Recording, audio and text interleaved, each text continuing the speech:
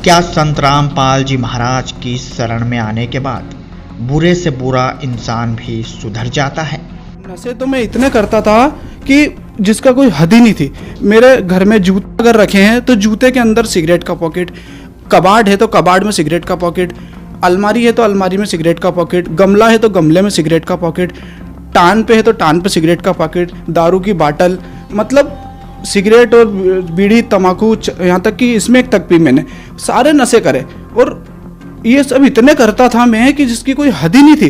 पर वो सदगुरु रामपाल जी महाराज जी के पास जाने से वो चीज़ ऐसी छूट गई कि मतलब आज अगर कोई पास में पीता भी है ना तो मेरे को इतना क्रोध आता है, मेरा सर भन्नाने लग जाता है कि या तो मैं यहाँ से पहली बात तो मैं वहाँ से उठ ही जाता हूँ सर जी, क्योंकि मेरे से अब वो बर्दाश्त नहीं होते नशे। ये सब नशे वो परमात्मा संत रामपाल जी महाराज ने छुड़वा दिए। उनके शब्द में शक्ति है। आप एक बार उनसे नामदान लेंगे, सिर्फ उनके नामदान देने मात्र से सारे नशे, सारी बुराइयां, सारी कुरीतियां आपके अंदर से ऐसे निकल जाती है, बिल्कुल एकदम कोमल निर्मल बन जाता है इंसान। जब मैं गलत लाइन में लग गया और दारू बेचना, शराब, मांस, मटन खाना, लोगों को मारना पीटना, ये सारे गलत काम करे, और उसके बाद में परम पूज्य संत रामपाल जी महाराज की ऐसी दया हुई मेरे ऊपर रहा था, तो मेरी बड़ी बहन ने मालिक की आरती लगा दी, जो वाणी चल रही थी कि होले सुहागन सुरता त्यार। वो वाणी अंदर का भगत जाग गया और मैं जीजी को बोला, मैंने कहा मेरे संत रामपाल जी महाराज जी से मेरे को नाम दीक्षा दिलवा दे। मैं इस तरह से उनसे जुड़ा। आखिर संत रामपाल जी महाराज के आशीर्वाद, सत मंत्रों से युक्त सत भक्ति और चरणामृत प्रसाद में ऐसी कौन सी शक्ति है जो हर पल भक्तों के साथ अद्भुत चमत्कार होते ही रहते हैं? नामदान लेने के बाद में जब मैं घर गया था तो मेरी जो वाइफ है उन्होंने मेरे से झगड़ा करा कि भाई आप या तो गुरु को मानो या हमें मानो, हमें रखो। तो इस वजह से हमारे बीच में झगड़ा हो गया। अब झगड़ा इस हद तक पहुंच गया सर जी कि वो घर में मेरे सारे बंदूक, चाकू, छुरे, तलवार सब रखा रहता था। आप चाहे तो मेरे वाइफ से पूछ सकते हैं या मेरा पता नंबर सब दूंगा मैं, आप कभी भी आकर के मुझसे पूछ सकते हैं। उनने सर चाकू निकाला, इतना बड़ा चाकू था सर और इतना चौड़ा, उसमें एक तरफ ऐसी धार है और एक तरफ ऐसे कांटे हैं। उसने वो चाकू टान से उठाया और मैं काफ़ी दूर बैठा था, उनने ऐसे उठाया और ऐसे करके पेट में मारा उसने। मैं कैसे इतनी दूर से वहाँ उसके पास पहुँच गया मुझे कुछ पता नहीं। उसका हाथ यूँ था और मेरा हाथ यूँ था। अगर मैं एक सेकंड भी देर कर देता तो वो चाकू उसके पेट में फंस जाता। पर मैं खूब रोया। मैं ये सोच के नहीं रोया कि भाई पुलिस वाले मुझे ले जाएंगे, मैं पुलिस वाले से तो वैसे नहीं डरता था। तो मैं इसलिए रो रहा था कि अगर इसको कुछ हो जाता या मर जाती तो मतलब मेरे गुरु का नाम बदनाम हो जाता, संत रामपाल जी महाराज का नाम बदनाम हो जाता। मेरे को ये सोच के रोना आ रहा था। उसके बाद में मैंने उसको चनकट मारा तो वो बेहोश हो गई। फिर उठी तो पागलों जैसी हरकत करने लग गई, मेरे हाथ पैर दूजने लग गए कि मतलब ये क्या हो रहा है। फिर मैंने संत रामपाल जी महाराज जी का चरणामृत और प्रसाद उनसे क्षमा याचना करके मैंने वो चरणामृत और प्रसाद उसके मुंह में डाला। और सर जी जैसे मैंने उसके मुंह में चरणामृत और प्रसाद डाला, आप यकीन नहीं करेंगे वो ऐसी ठीक हो गई जैसे कुछ हुआ ही नहीं हो। मतलब ऐसे उठ के मेरे को बोलने लगी कि क्या हुआ, आप रो क्यों रहे हो, कुछ हुआ है, कुछ परेशानी है, कुछ कर्जा है या कुछ भी है, मतलब सब ठीक हो जाएगा, आप टेंशन मत लो। मैं सोच के हैरान रह गया कि मतलब ये अभी तक तो मतलब मारने मरने की बात कर रही थी और अब अचानक मालिक का ये सदगुरु रामपाल जी महाराज का जो चरणामृत अपन को दिया जाता है वो इसको पिलाते ही इसको हो क्या गया। तो भगत जी ये चमत्कार हुआ। उसके बाद में मेरा क्या संत रामपाल जी महाराज बड़ी से बड़ी घटना को भी टाल सकते हैं?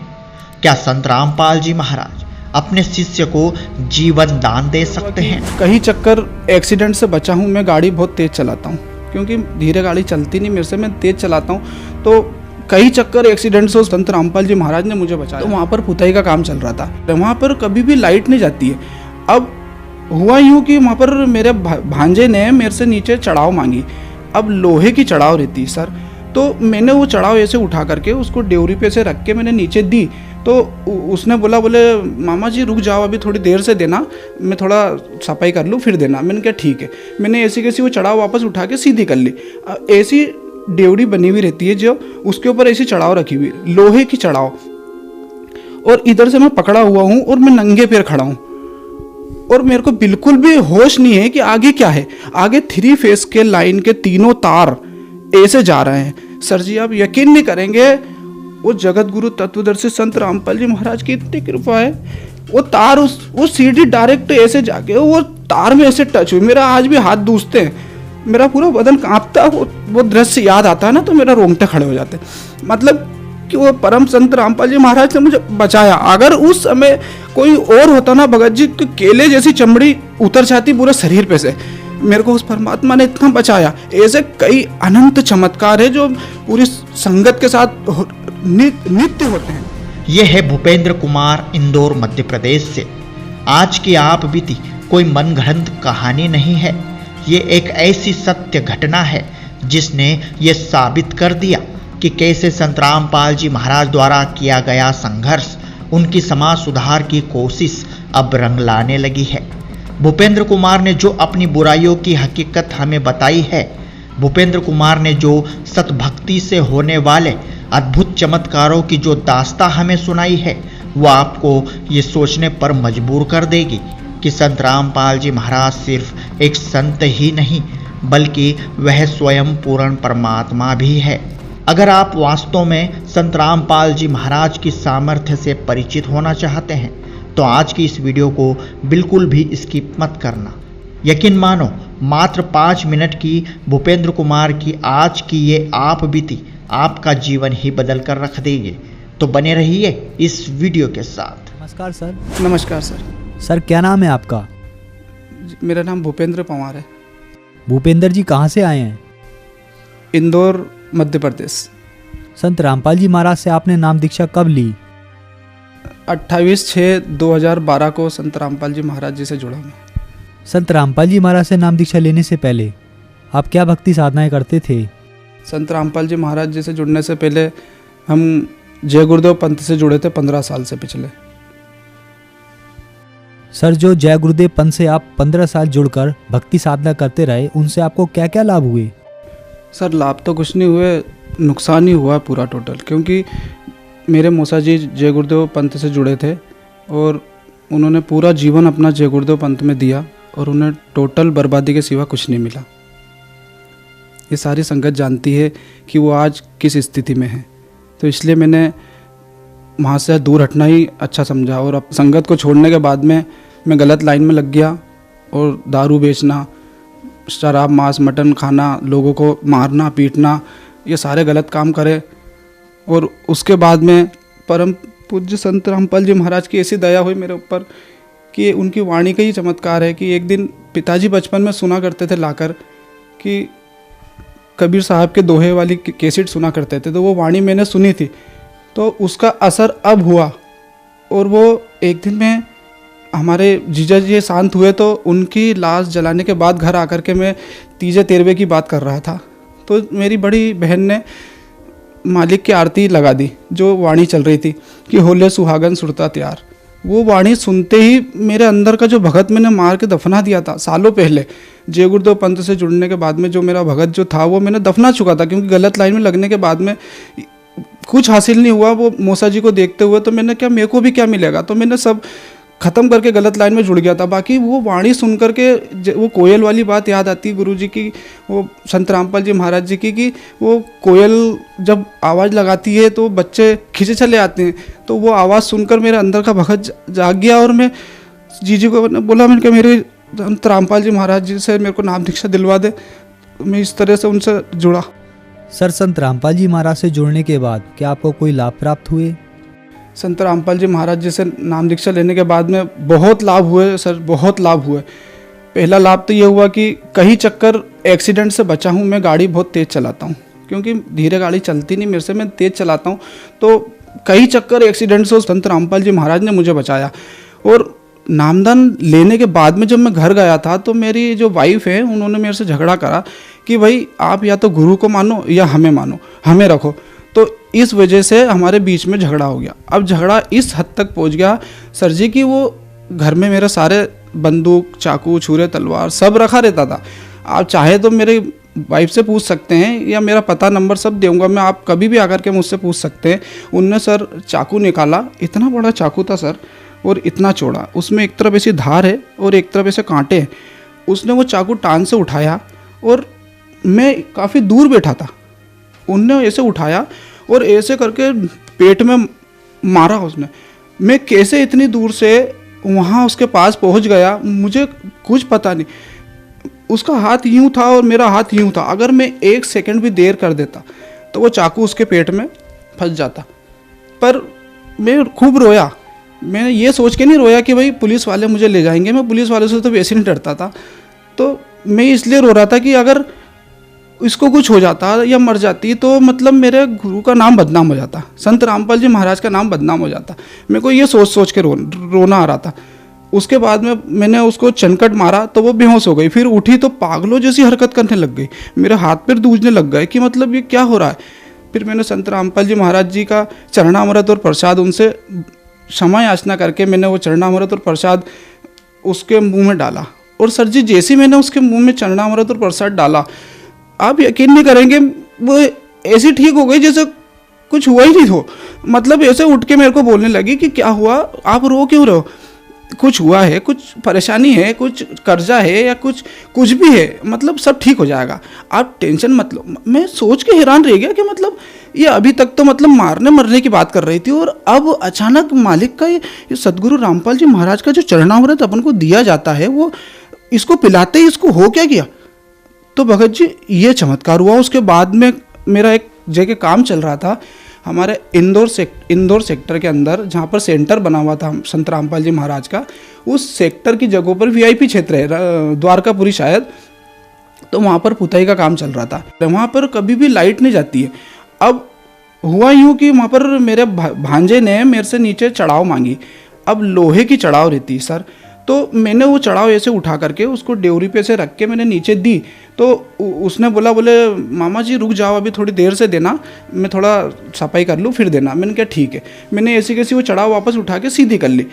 ऐसी ड्योरी बनी हुई रहती है जो उसके ऊपर ऐसी चढ़ाव रखी हुई, लोहे की चढ़ाव, और इधर से मैं पकड़ा हुआ हूँ और मैं नंगे पैर खड़ा हूँ और मेरे को बिल्कुल भी होश नहीं है कि आगे क्या है। आगे 3 फेस के लाइन के 3 तार ऐसे जा रहे हैं। सर जी आप यकीन नहीं करेंगे, वो जगत गुरु तत्वदर्शी संत रामपाल जी महाराज की इतनी कृपा है, वो तार वो सीढ़ी डायरेक्ट ऐसे जाके वो तार में ऐसे टच हुई। मेरा आज भी हाथ दूसते हैं, मेरा पूरा बदन कांपता। वो दृश्य याद आता है ना तो मेरा रोंगटे खड़े हो जाते हैं। मतलब कि वो परम संत रामपाल जी महाराज ने मुझे बचाया। अगर उस समय कोई और होता ना भगत जी तो केले जैसी चमड़ी उतर जाती पूरे शरीर पे से।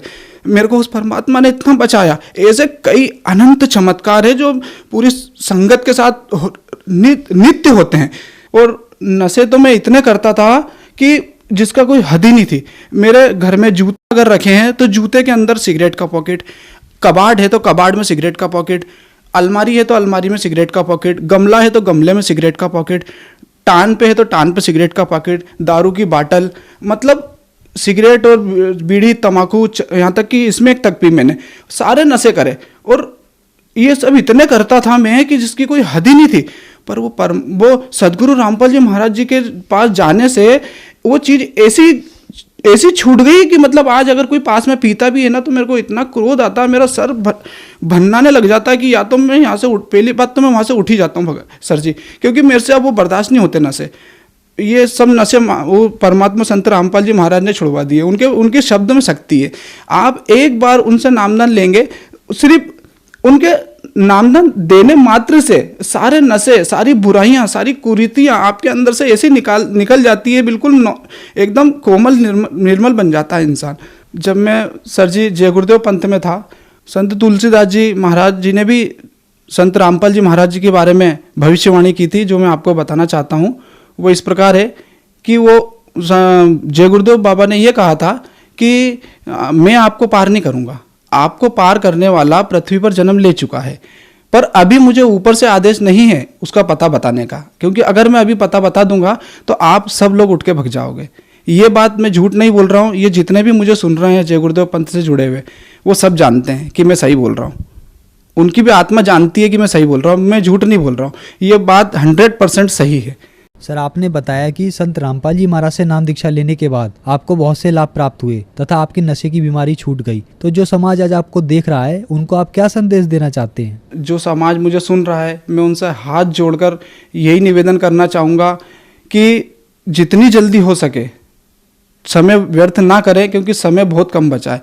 जितनी जल्दी हो सके तत्वदर्शी संत रामपाल जी महाराज जी के चरणों में आकर के नाम दीक्षा ले लें और अपना जीवन धन्य करें, क्योंकि ये मौका बार बार हाथ नहीं आएगा। जब मुझ जैसे इंसान को वो सुधार सकते हैं, तो जो लोग नशा करते हैं उन लोगों भाई बंधुओं से मैं ये कहना चाहूँगा कि नशा करने से आप आपके परिवार वालों को, आपसे टच में जो जुड़े हैं उन सभी लोगों को आपकी वजह से कितना दुख होता है।